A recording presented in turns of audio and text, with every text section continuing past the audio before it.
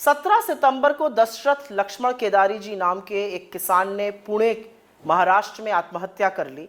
और आत्महत्या के अपने सुसाइड नोट में उन्होंने लिखा कि मोदी जी, आप तो सिर्फ अपने बारे में सोचते हैं, साहूकार सुनता नहीं है, पैसे मेरे पास है नहीं और आपकी निष्क्रियता के चलते मैं अपनी जान देने को मजबूर हूं। ये पहले किसान नहीं है, शायद ये अंतिम भी नहीं होंगे, लेकिन लगातार किसान आत्महत्या का मामला जो बढ़ता जा रहा है और खास तौर से सरकार की विफलता के कारण उस पर गंभीर सवाल खड़े हो रहे हैं। इस वर्ष 2021 में 10,881 किसानों ने आत्महत्या करी। 10,881 किसानों की एक साल में आत्महत्या करने का मतलब है कि 29 किसानों ने रोज आत्महत्या करी। हर घंटे एक से ज्यादा किसान अपनी जान लेने को विवश है। 7 साल का जो डेटा अवेलेबल है 14 से 21 तक का, 53,881 किसानों ने आत्महत्या की। और ये सब मोदी सरकार की विफलताओं का कारण है। ये वही सरकार है जो सुप्रीम कोर्ट में कहती है 50% कॉस्ट पे एमएसपी देना मुमकिन नहीं है, मार्केट बिखर जाएगा। ये वही सरकार है जो राज्यों को धमकाती है एमएसपी के ऊपर खरीद मत करिए। ये वही सरकार है जो डीजल का दाम बढ़ाती है, खेती के उपक्रमों पर जीएसटी लगाती है, खाद और कीटनाशक पर जीएसटी लगाती है, खेती की लागत 25,000 रुपए बढ़ा देती है। ये वही सरकार है जब 700 किसानों की शहादत हुई थी तो मोदी जी ने कहा था मेरे लिए थोड़ी मरे, मैं क्या करूं। लेकिन मोदी सरकार को अब जागना पड़ेगा, आंखों पर बंधी पट्टी को खोलना पड़ेगा, किसानों के कर्जा माफी करनी पड़ेगी, किसानों का बेहतर खेती के उपक्रमों की व्यवस्था करनी पड़ेगी। पूंजीपति मित्रों का आप 12 लाख करोड़ रुपए माफ कर सकते हैं, तो किसानों की कर्जा माफी में क्या आपत्ति है। ये वही सरकार है जिसने काले कानून थोपने की कोशिश करी थी और अब बैकडोर एंट्री से निजी क्षेत्र से अनाज खरीद का प्रबंध कराया जा रहा है। ओगट्टे ओगट्टे राहुल गांधी ओगट्टे, जोड़ी सी भारता जोड़ी सी। पहली बार कन्याकुमारी से शुरू करने का मौका मिला, देश का आखिरी हिस्सा। धीरे धीरे जब लोगों का प्यार मिलता गया तो बहुत ही अच्छा लग रहा है। अब एनर्जी डबल हो गई है। मैं एक किसान परिवार से बिलोंग करती हूँ। किसान की बेटी होने के नाते मैं प्राउड फील करती हूँ और मैं साथ ही उनका संघर्ष, उनका दर्द महसूस करना चाहती हूँ। इसलिए मैं कभी कभी बीच में खाली पैर वॉक कर लेती हूँ। एक दिन मैंने पूरा डेडिकेट किया है किसानों को। मैंने बिल्कुल भी चप्पल नहीं पहनी थी उस दिन, जूते नहीं पहने थे। हमारे छत्तीसगढ़ में कांग्रेस की सरकार है, उसके बावजूद यहाँ मैं आई हूँ। मैं इस यात्रा को सपोर्ट करने के लिए आई हूँ और लोगों को एक मैसेज देने के लिए पहुँची हूँ। हम जो आदिवासी लोग हैं एक सुरक्षित हाथों में है, ऐसा महसूस करते हैं जब से हमारे यहाँ कांग्रेस। जब नाव बीच मझधार में फंस जाए तब पतवार अपने हाथ में लेनी पड़ती है। न रुकेंगे न झुकेंगे, भारत जोड़ेंगे। ये शब्द है राहुल गांधी के। और राहुल गांधी ने ये शब्द जो है कब कहे, जब वो कल केरल में नाव चला रहे थे। वो स्नैक्स जो होती है, स्नैक वोट होती है जिसका एक कंपटीशन होता है, उस कंपटीशन में वो हिस्सा ले रहे थे। और उस दौरान जब उन्होंने कहा तो एक बहुत अच्छे से उन्होंने पूरी नाव चलाई। तो ये सबसे बड़ी चीज है कि किस तरीके से राहुल गांधी की यात्रा, जो भारत जोड़ो यात्रा है, वो बढ़ रही है, हमारी संस्कृतियों को जोड़ रही है, हमारी हर कम्युनिटी को जोड़ रही है, लोगों को जोड़ रही है। और इसी में मैं जिक्र करूंगा कि एक मैंने कहीं पढ़ा कि एक लड़की है और वो लड़की का नाम है अतीशा।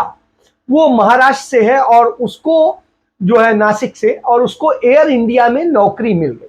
उसका अपॉइंटमेंट लेटर आया। 20 साल की लड़की है, उसके पिताजी के पेंशन से घर चलता है।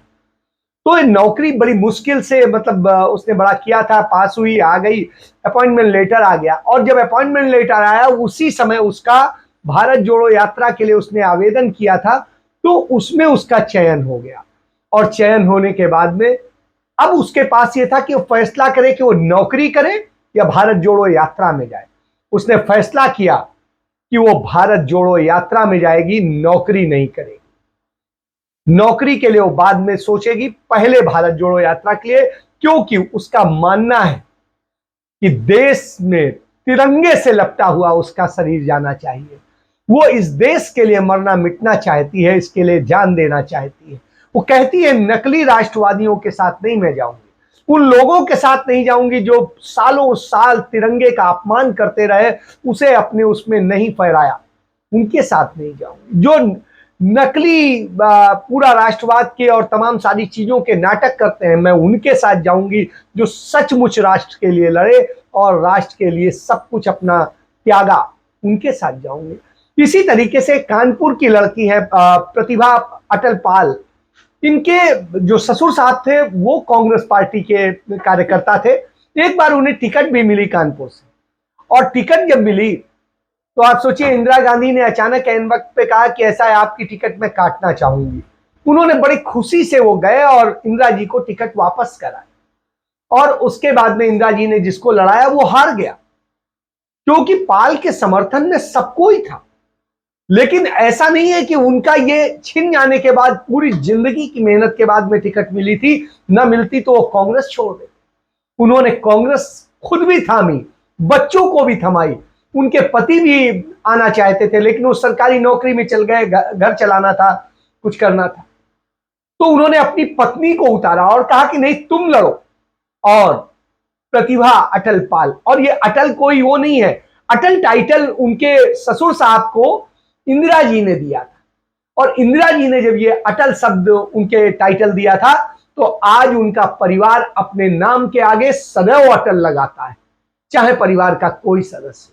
आज वो 2 बच्चों की मां है, लेकिन वो सब कुछ छोड़कर 35 साल की प्रतिभा जो है चल पड़ी है, और वो भारत यात्री है जो पूरी यात्रा करेंगे, पैदल चल रही हैं और जुड़ रही हैं और जोड़ रही हैं और जज्बे के साथ जुड़ रही हैं। तो यह होता है और यह सोच होती है।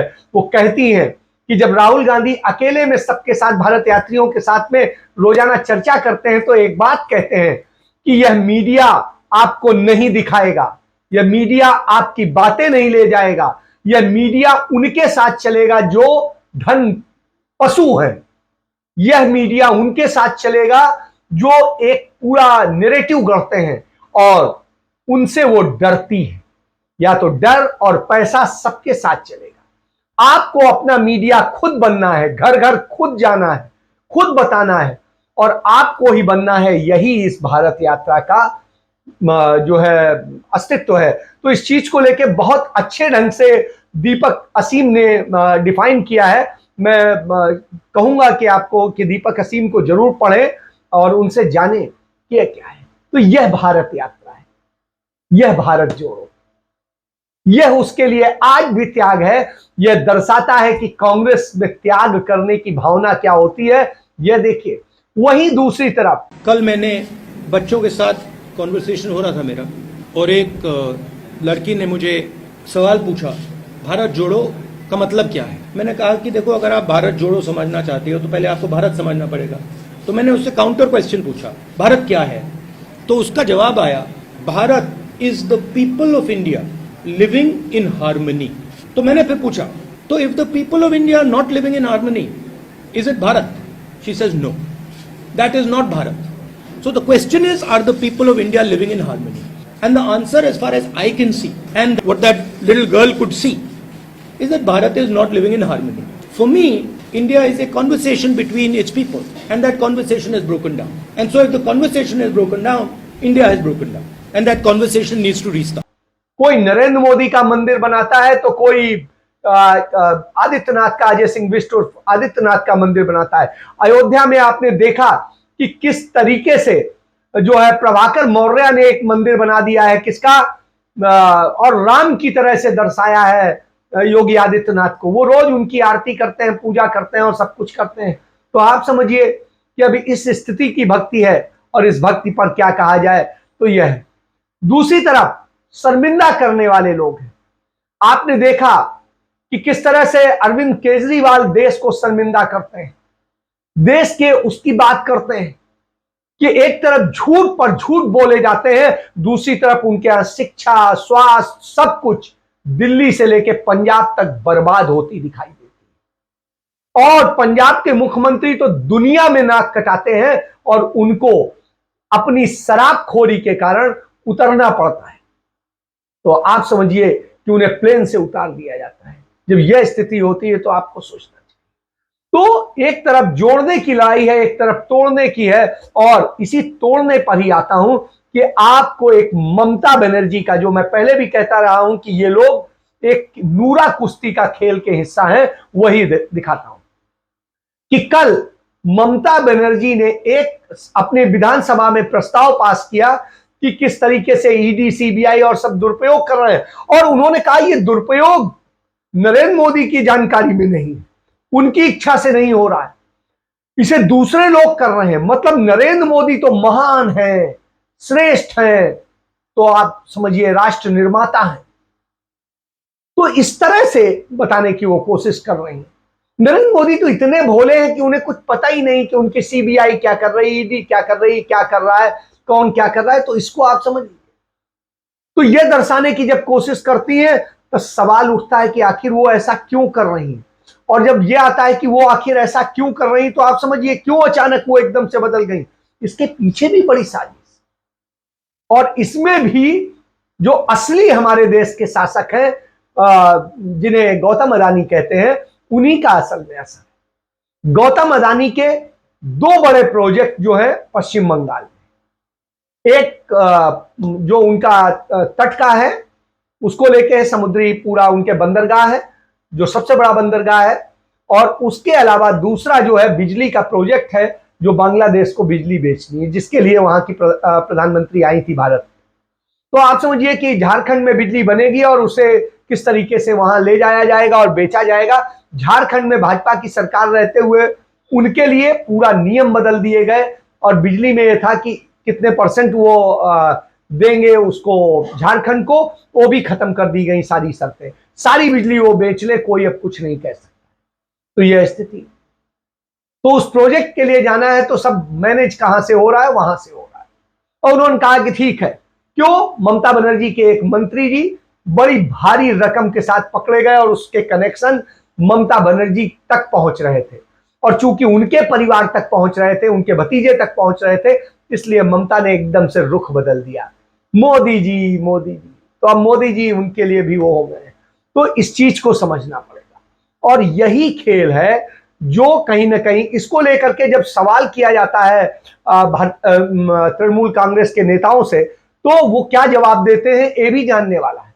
वो जवाब देते हैं कि अरे सब इसके मामले में ममता जी ही बताएंगी, हम क्या बता सकते हैं, कि हमारे तो बोलने की स्थिति नहीं है। तो इसको लेकर के जब ममता बनर्जी के तृणमूल कांग्रेस के तमाम बोलने वाले लोग जो हैं नेता, वो आज बोलने की हिम्मत नहीं कर पा रहे हैं। सौगात राय ने तो स्पष्ट कह दिया कि ममता जी बोलेंगी, क्या पॉलिटिकल संदेश है और क्या है, मैं नहीं इस पर बता पाऊंगा कि वो क्या कहना चाह रही। तो आप समझिए कि यह इस बात का संकेत है कि ममता बनर्जी ने सरेंडर कर दिया है, और कमोबेश यही स्थिति अरविंद केजरीवाल के साथ है। वो कहते हैं अगल बगल के पत्ते चाहे जितने तोड़ लीजिए, हमें बख्श दीजिए, और इसीलिए उन पर हाथ नहीं पड़ता। सब कुछ घूम के आता है, जबकि बिना कैबिनेट के तो कुछ होता नहीं, और कैबिनेट कौन हेड करता है? मुख्यमंत्री हेड करता है। लेकिन उनको मुल्जिम नहीं बनाया जाता है। मुल्जिम किसे बनाया जाएगा? दूसरों को, अगल बगल पत्ते तोड़े जाएंगे, जड़ को नहीं खत्म किया जाएगा, क्योंकि वो काम की होती है। आप देखिए, जो भी कोई ऐसे ही होता है, तो इस तरह से तमाम। अब जब कैप्टन अमरिंदर सिंह के बेटे पे, बेटी पे, उनकी संपत्तियों को लेके आरोप लग रहे थे, तो कल वो भारतीय जनता पार्टी में जाकर के पट्टा उन्होंने पहन लिया, और पट्टा भी पहनाया किन्होंने? इतने छोटे दोयम दर्जे के मंत्रियों ने, जिनकी हैसियत नहीं है कि वो जाके मोदी और अमित शाह से एक बार में अपॉइंटमेंट ले ले, मिल ले। तो इस तरह की स्थिति। तो मतलब ये स्थिति है कि दिल्ली जाके ज्वाइन भी करते हैं, और दोयम दर्जे के नेताओं से करते हैं। उनको ज्वाइन कराने के लिए राष्ट्रीय अध्यक्ष तक नहीं आते हैं, अमित शाह नहीं आते हैं, नरेंद्र मोदी नहीं आते। तो आप समझ सकते हैं कि क्या स्थिति है। और आना तो दूर की बात, दिल्ली में नहीं, बगल में होते हैं। तो ये स्थिति। तो इससे आप समझ सकते हैं कि क्या खेल चल रहा है। और इन खेल को यदि आप समझेंगे तो पूरा इसको कायदे से समझने की जरूरत है कि किस तरीके से सारी चीजें की जा रही हैं और खेला जा रहा है। खेल हर तरह से हो रहे हैं। आप देखिए किस तरह से सीबीआई का, आज इंडियन एक्सप्रेस ने एक बड़ी अच्छी खबर छापी है कि 8 साल के मोदी के शासनकाल में 124 नेताओं पर मामले दर्ज किए गए, और इन 124 नेताओं जिनके ऊपर जो है सीबीआई, ईडी सबने वो प्रूव किया है, उसमें 118 नेता विपक्षी दलों के, यानी 95% जो है वो विपक्षी हैं। आप समझिए। वहीं यूपीए सरकार की यदि बात करें तो वहां पर बिल्कुल स्थिति बदली हुई थी। वहां पर कांग्रेस के और उसके सहयोगी दलों के नेताओं पर ज्यादा कार्रवाई की थी। यह अंतर है दोनों में। तो किस तरीके से भाजपा में आइए, गंगा नहाइए, और इनमें जो जिन पर कांग्रेस ने कार्रवाई की थी उनमें से बहुत सारे लोग आज भाजपा में हैं, ये भी जानना पड़ेगा। इसी तरह तृणमूल में भी हुआ था, आपको याद होगा। तो इस तरह की स्थिति है।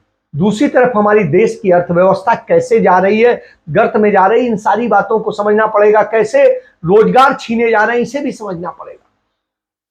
भारत की बैंकों में यदि हम बात करेंगे कि किस तरह की स्थितियां, तो भारत की बैंकों में जो 90 का दशक था उसमें 51% जो है क्लर्क के पद होते थे, और 2022 आते आते ये सिर्फ 22% रह गए। 51 से 22% रह गए। तो ये समझिए कि इस तरह से स्थितियां हैं और इन्हें घटाया जा रहा है।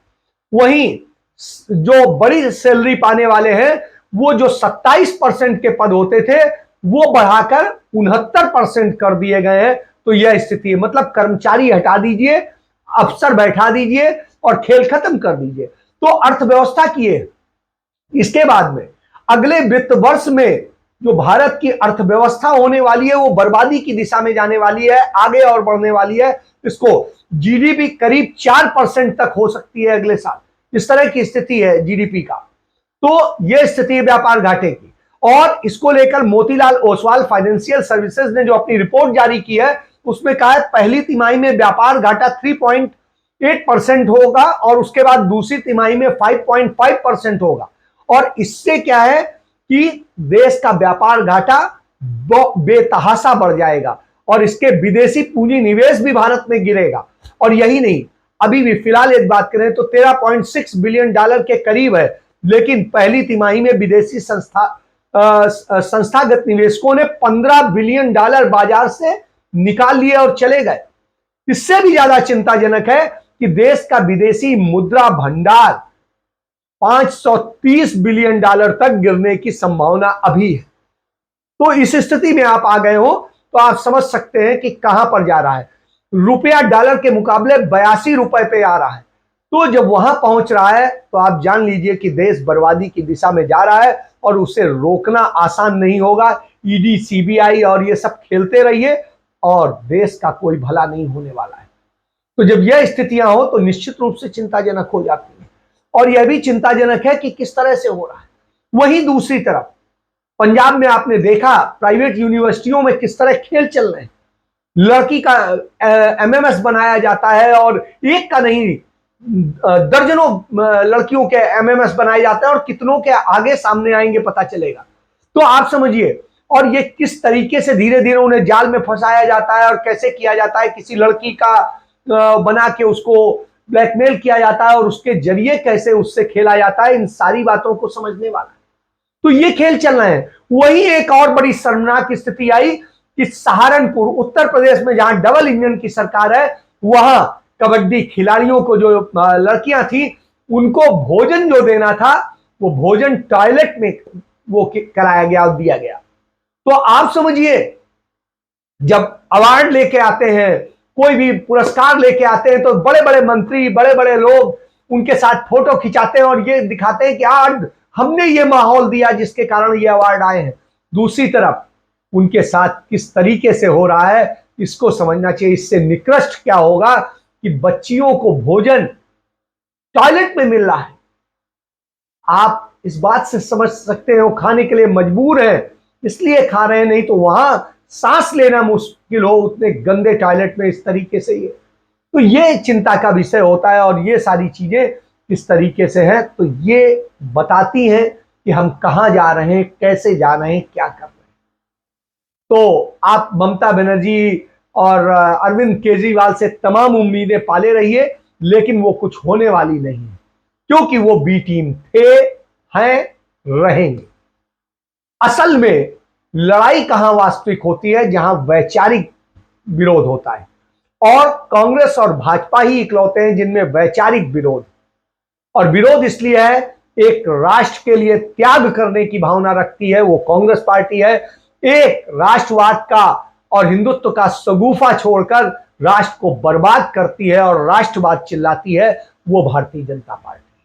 और यही वजह है कि राहुल गांधी मजबूर है कि उन्हें अब देश को जोड़ना पड़ रहा है, जिस देश को जात के नाम पे, धर्म के नाम पे, क्षेत्र के नाम पे और तमाम सारे लिंग के नाम पे और दूसरे नामों से तोड़ा गया है, जहां पर बदनाम किया गया है, देश को बर्बाद किया गया है। इसलिए राहुल गांधी भारत जोड़ो यात्रा पे निकले हैं, और वो जोड़ने जब निकले हैं तो देश के एक एक व्यक्ति, एक एक राज्य से लोग धीरे धीरे निकल के उन पर आ रहे हैं। क्या दिया आपने? मेरा नाम राजलक्ष्मी है। अच्छा, मेरा दीप है। बड़े भाई संतोष वेरी हैप्पी। ओके, क्या दिया? ऑटोग्राफ हो गया। अच्छा, autograph of Rahul. Your name? Rajalakshmi. Good, Rajalakshmi. Autograph, very good, very lucky. Thank you.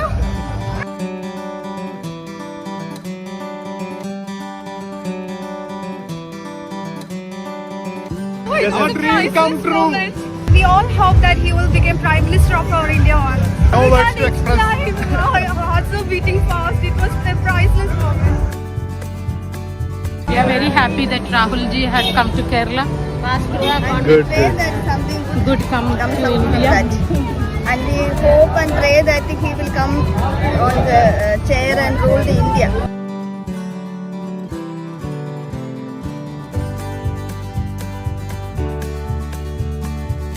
Very excited. Rahul ji, Indian Prime Minister.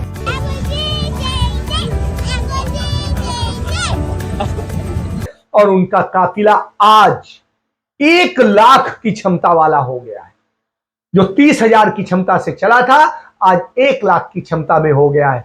तो आप समझिए ये कारवां बढ़ता ही जा रहा है। इसमें तमाम आते, कल नने आई और ननों ने ये आकर के कहा, विश किया कि हाँ आप बनो। तमाम महिलाएं आई, तमाम लोग आए, युवा आए, और उन्होंने भरोसा जताया और उन्होंने कहा कि हम राहुल गांधी को ही इस देश का भावी प्रधानमंत्री देखना चाहते हैं। तो आप समझिए, और राहुल गांधी इंटेलेक्चुअल से भी बात करते हैं और सबके सवालों का जवाब देते हैं, अपने मन की नहीं सुनाते हैं, उनके दिल की सुनते हैं। यह है अंतर है।